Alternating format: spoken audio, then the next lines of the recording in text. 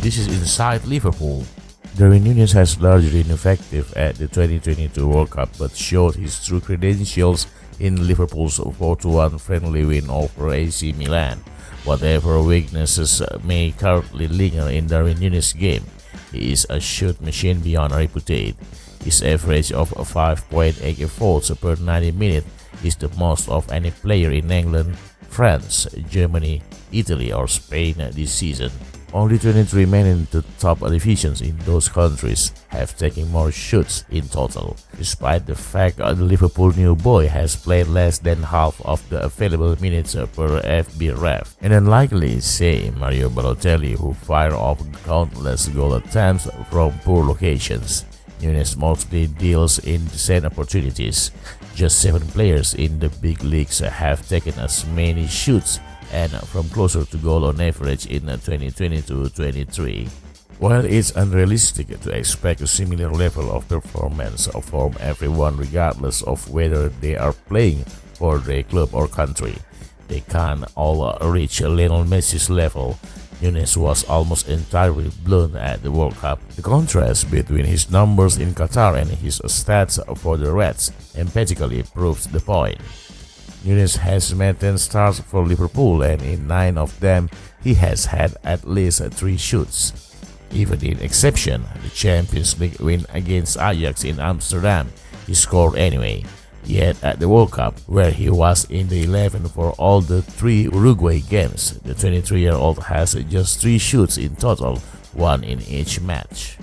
His best moments occurred in the 2-0 win over Ghana, played in by eventual 2-goal scorer Georgian de Arrascaeta. Nunez lived and a 4-pass goalkeeper Lawrence Atizigi, but Mohamed Salisu was able to clear off the line. 3 minutes later, the Liverpool man set up his one chance of the tournament for former Red Luis Suarez, and that ultimately led to the opening goal. It was a brief burst of his club form, nothing more. From a Liverpool perspective, his lack of impact from the left of the front three in the goalless draw with South Korea might be a concern. With Luis Diaz and Diogo Jota out of action, Nunez can expect to receive further opportunities in that position for the Reds. In fairness, he started there for the final game before the World Cup against Southampton and scored twice. While it was only a friendly, the Uruguayan also bagged the brains in the victory over AC Milan last week.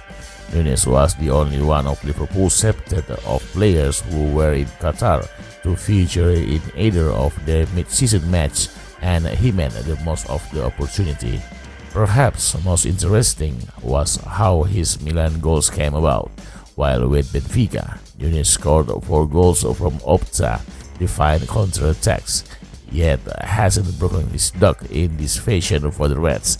His first strike in Dubai would surely meet the criteria, as most of the Italian side's players were upfield and their defense was not set when attack began. One glorious pass from Bobby Clark and Nunez was bearing down on goal, with the outcome not seriously in doubt.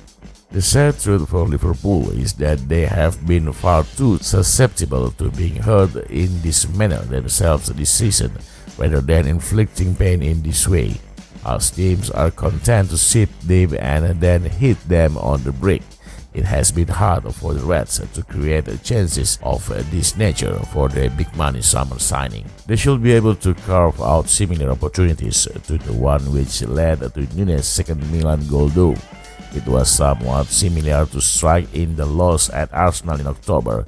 In the friendly, Ben Doak did the hard work on the right flank before scoring for the number 27 to gobble up a tap-in. Considering the dribbling and crossing potential Liverpool have at their disposal, this sort of service to the former Benfica man should be occurring more frequently than it has been.